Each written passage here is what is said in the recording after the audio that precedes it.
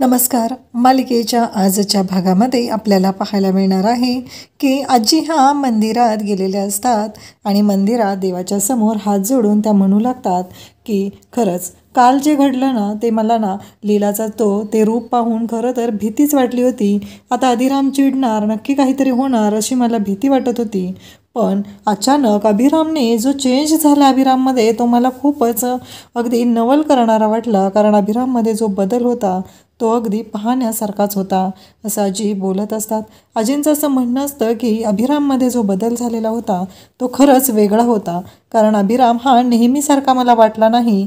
मला सुरुवातीला भीती वाटलेली होती, पण अभिरामने स्वतः लीलासारखं येत सगळ्यांनाच खूप असा सुखद धक्का दिला, हे आजी बोलत असतात. आजींचं असं म्हणणं असतं की काहीही झालं तरीही अभिराममधला जो बदल आहे तो मला खूपच आवडलेला आहे असं आजी म्हणत असतात.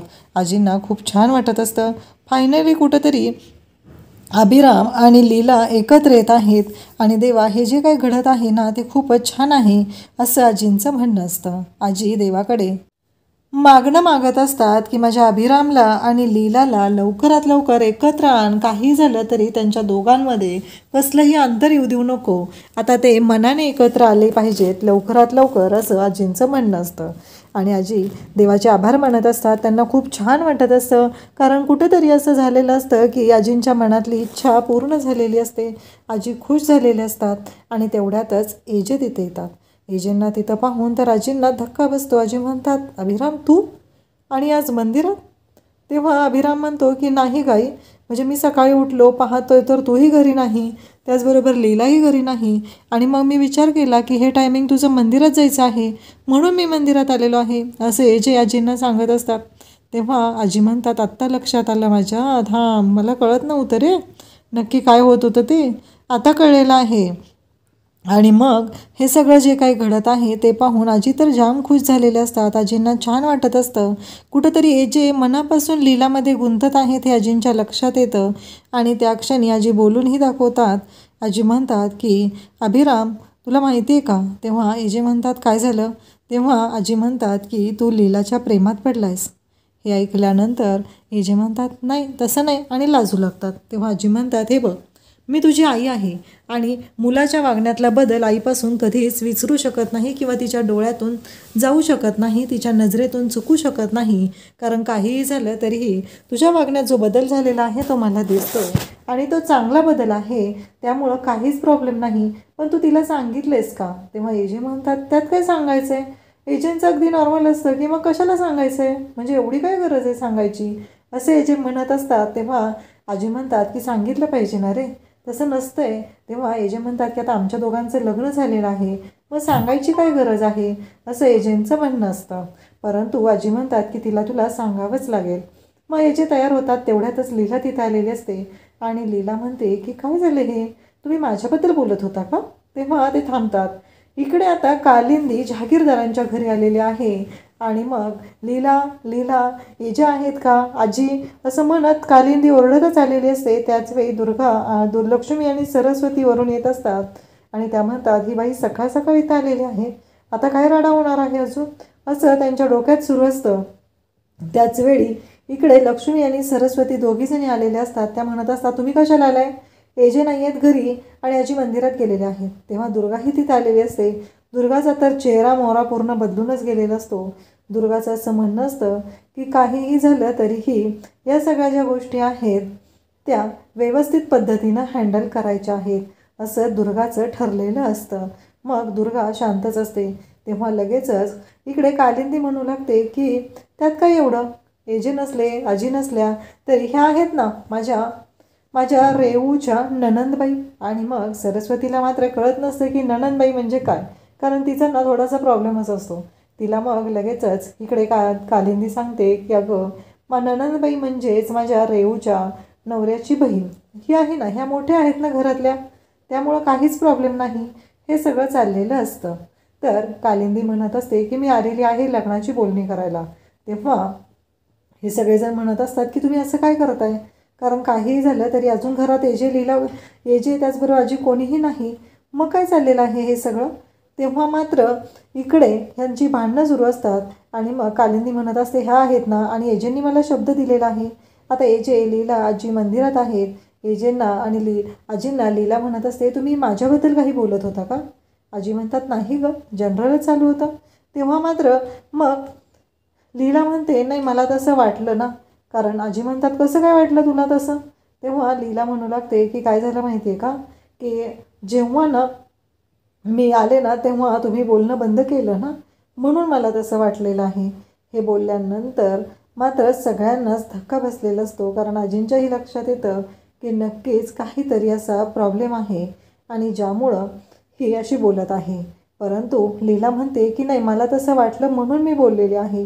हे घडत असतं आणि त्याचवेळी इकडे लीलाला त्याचबरोबर आजींना असं एकमेकींना सांगायचं असतं. आजींना सांगायचं असतं की अभिराम पण तुझ्या प्रेमात पडलेला आहे. आणि मग आजी काहीतरी बोलतील म्हणून एजे लगेचच सांगतात की आई तुला गुरुजींनी बोलवलं, तिकडे जायचं आहे ना तुला, तू जा गुरुजींकडे. हे बोलणं सुरू असतं. तेव्हा मग एजे आणि लीला दोघेच मंदिरात असतात. तेव्हा लीला म्हणत असते काय सांगू एजे, मला ना खरंच काल ना इतकं भारी वाटलंय ना, तुम्ही आणि त्या लुकमध्ये खरंच काय भारी दिसत होता तुम्ही, असं लीला स्पष्टपणे सांगून जात असते. त्याचबरोबर एजे मात्र लीला जे बोलत आहे ते ऐकत असतात. लीला म्हणत असते कसं आहे एखाद्या बायकोसाठी त्याच्या नवऱ्याने एवढं स्पेशल करणं म्हणजे तिला जे हवं आहे तिच्या स्वप्नात जे घडत आहे ते स्पेशल करणं ही गोष्ट खूपच मोठी आहे असं लीलाचं म्हणणं असतं. तर इकडे कालिंदी म्हणत असते की काहीही झालं तरी मी लग्नाचा मुहूर्त काढायला आलेली आहे आणि तुम्ही आहात ना, मी गुरुजींनाही सोबत आणलेलं आहे. काहीच गरज नाही आहे आजी आणि एजे असण्याची. आपण आहे ना, आपण काढून घेऊया लग्नाचा मुहूर्त, काही प्रॉब्लेम नाही आहे असं कालिंदीचं म्हणणं असतं. आणि कालिंदीची ही पळापळ ही सगळी धावपळ चालूच झालेली असते. आणि मग गुरुजींनाही तिनं आणलेलं असतं. गुरुजींना ती आत बोलवते आणि गुरुजींना सांगू लागते की आपल्याला मुहूर्त काढायचा आहे. त्याचवेळी गुरुजी मात्र तयार होतात. गुरुजी पण चांगला असा मुहूर्त काढून देणार असतात. लीला रेऊ आणि त्याचबरोबर यश यांच्या लग्नाची यांची पत्रिका असते, जन्मकुंडली असते, ती दिली जाते. आणि त्याचबरोबर त्यांच्या लग्नासाठी तारखा काढायला सांगितल्या जातात, म्हणजे मुहूर्त काढायला सांगितला जातो. तर तिथे दुर्गा सरस्वती लक्ष्मी पाहत असतात. कालिंदीची ही अरेरावी पाहून सरस्वती आणि लक्ष्मी या दोघींनाही खूप मोठा धक्का बसलेला असतो. ही कालिंदी काय अरेरावी करते, काय वागते, याचा त्यांना खूपच मोठा धक्का बसलेला असतो. तर इकडे मात्र लीला त्याचबरोबर जे मंदिरात असतात ते बोलत असतात आणि गुरुजींनी आता 3 तारखा काढून दिलेल्या असतात आणि ते सगळं इकडे कालिंदीच्या हातात दिलेलं असतं आणि तिला सांगितलेलं असतं की हे मुहूर्त काढलेले आहेत. तेव्हा कालिंदी म्हणते की ठीक आहे. कालिंदी या गोष्टीसाठी तयार होते आणि कालिंदीने ठरवलेलं असतं त्या पद्धतीनंच आता मुहूर्त निघालेला असतो. आणि त्याचबरोबर इकडे पेढाचा बॉक्सही ती घेऊन आलेली असते.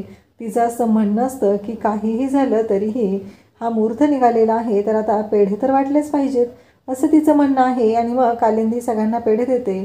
लक्ष्मी सरस्वती या दोघी काही पेढे खात नाहीत. त्यावेळेस कालिंदी म्हणते की अहो खूप चांगल्या दुकानात आणलेत, घ्या घ्या. आणि मग दुर्गाकडे येते आणि दुर्गाला म्हणते तुम्ही तर कसं आहे माहिती आहे का, या घरातल्या मोठ्या, सगळं काय ते तुम्हीच करता ना, मग तुम्हालाही पेढा दिलाच पाहिजे असं म्हणत तिला पेढा भरवत असते. पण कालिंदीने भरवलेला पेढा मात्र दुर्गा खातच नाही. दुर्गा मात्र शांतच राहते आणि तिच्याच हातातला पेढा घेते आणि तिला म्हणते की हे घ्या. तेव्हा दुर्गाचं हे बदललेलं रूप पाहून कालिंदीला धक्का बसतो. कारण दुर्गाने चक्क तिला पेढा भरवलेला असतो आणि या नात्याचा स्वीकार केलेला असतो.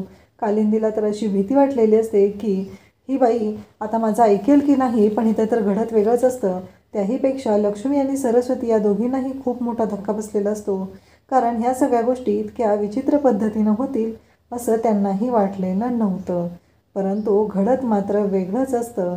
आणि मग इकडे कालिंदी त्यांना पेढा देते आणि सांगते एजेंनी स्वतःहून मला सांगितलेलं आहे की या लग्नाची जबाबदारी ते स्वतः घेणार आहेत आणि त्यांनी सांगितलेलं आहे.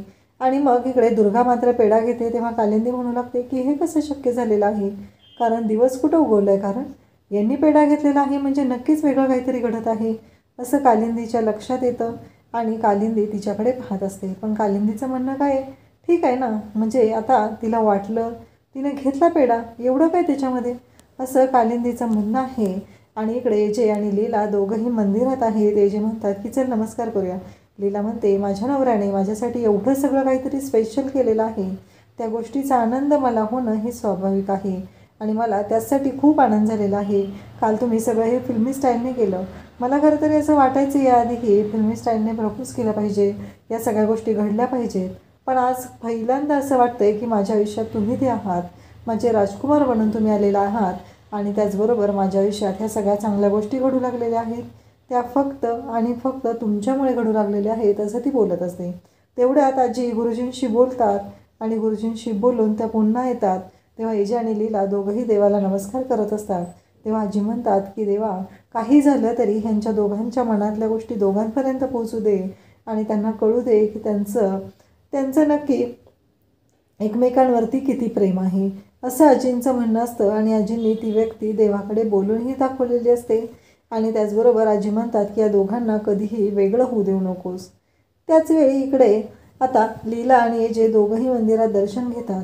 एजे आणि लीलालाही छान वाटत असतं. फायनली त्यांच्या मनासारखं घडलेलं आहे, लीलाच्या मनासारखं घडलेलं असतं.